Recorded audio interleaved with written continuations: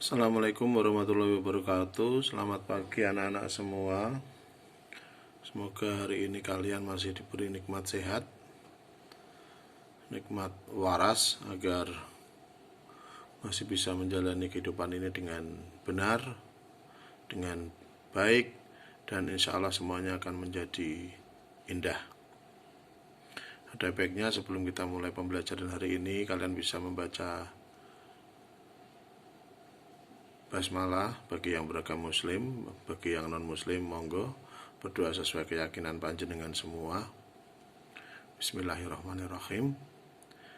Baik, setelah video minggu lalu tentang pengantar bunyi, dan sekarang kita menuju ke materi gelombang bunyi, di mana materi gelombang bunyi itu salah satu contoh dari gelombang mekanik, ya, gelombang mekanik yang kalau di SMP kalian sudah mengenal ada gelombang transversal, ada longitudinal, dan gelombang bunyi ini salah satu contoh dari gelombang longitudinal.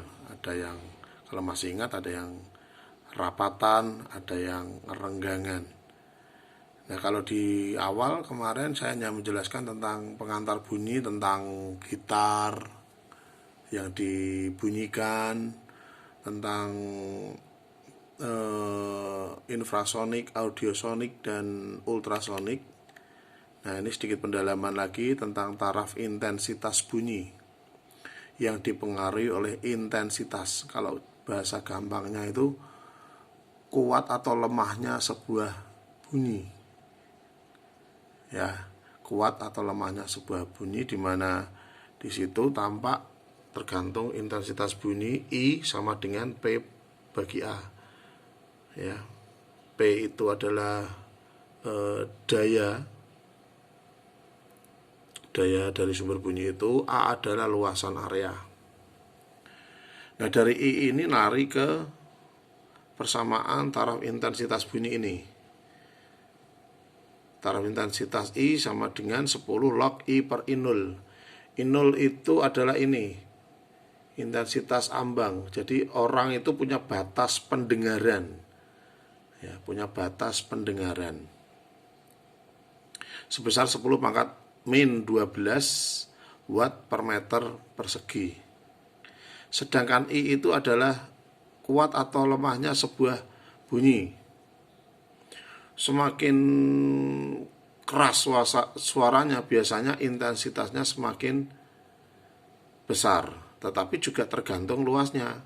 Suara keras dibunyikan di dalam kamar dengan ukuran kecil, dengan suara keras yang sama dibunyikan di sebuah aula yang besar, pasti intensitasnya lebih besar yang di kamar.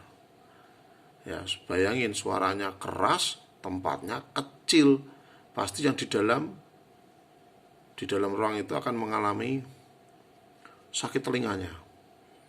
Tapi jika suara itu dibunyikan di tempat yang luasnya luas banget, dengan intensitas dengan daya yang sama dengan ketika di kamar, maka hasilnya juga intensitasnya rendah dan tidak menyakiti telinga. Secara prinsip seperti itu tentang taraf intensitas bunyi. Banyak digunakan teknologi ini, rumus-rumus ini untuk, misalnya dahulu kala itu ada mobil, terus suaranya jedang jedung itu jalan sampai di Simalima, muter-muter itu, mobilnya belum nyampe, suaranya sudah nyampe. Kemudian pendalaman lain bahwa kemarin ada senar, ya. Nah, saya main gitar, ada senar. Nah, ini contohnya. Penjelasan dulu tentang nada dasar. Ini pipa organa. Teknologi ini dipakai untuk memahami nada dasar. Nada dasar C, D, E, F, G, A, B, C, atau Do, Re, Mi, Fa, Sol, La, Si, Do, Do, Si, La, Sol, Fa, Mi, Re, Do. Nah, teknologi ini biasanya dipakai untuk alat musik seperti piano, organ, dan sebagainya. Di sini nampak ada rumus untuk pembuatan nada dasarnya. F0 ini adalah nada harmonik pertama atau nada dasar pertama, nada dasar kedua, nada dasar ketiga, dengan perbandingan seperti ini, 1:2:3. Itu kalau terbuka itu ini. Nah, ini terbuka semua nih, ujung pangkalnya terbuka semua. Ada yang tertutup, nah ini, yang bawah ini ujungnya tertutup semua. Nah, ujungnya tertutup. Itu memiliki perbandingan frekuensi yang berbeda. Nih, kalau yang di atas 1:2:3, kalau ini 1:3:5 dan seterusnya. Berikutnya tentang efek Doppler. Efek Doppler itu kayak gini. Suara itu kadang kalau semakin mendekat ke kita, suara itu akan semakin kencang.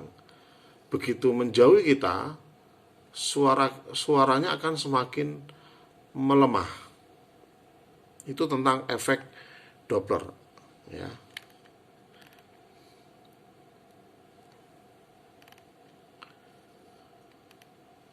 Nah, aplikasi gelombang bunyi. Nah, gelombang bunyi itu diaplikasikan di kehidupan sehari-hari. Salah satunya yaitu sonar, menembakkan gelombang suara ultrasonografi pada frekuensi 20 kHz, ya.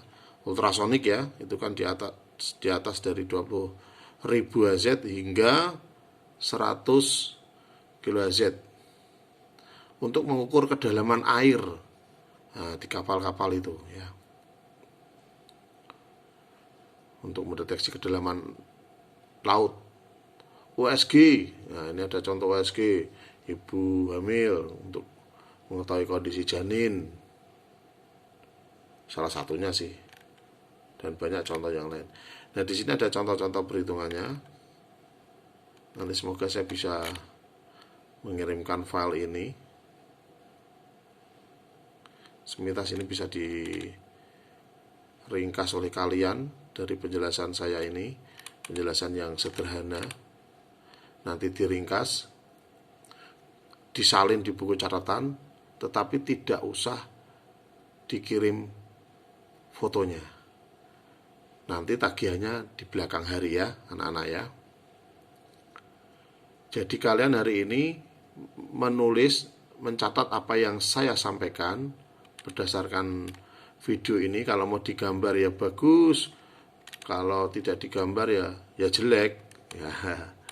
Tapi sebaiknya kalian bisa mencatat ini lebih lengkap, ya.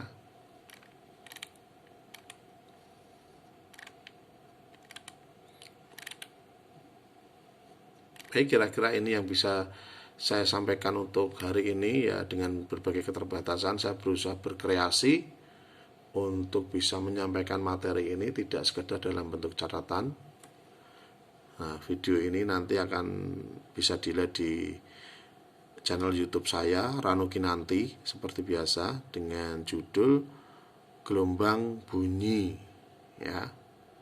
Demikian anak-anak, tetap semangat belajar, lawan pandemi dengan tetap belajar, tetap di rumah, dan selalu menggunakan masker dimanapun Anda berada. Cuci tangan disering-seringkan dan jaga jarak. Demikian, kurang lebihnya mohon maaf. Wassalamualaikum warahmatullahi wabarakatuh.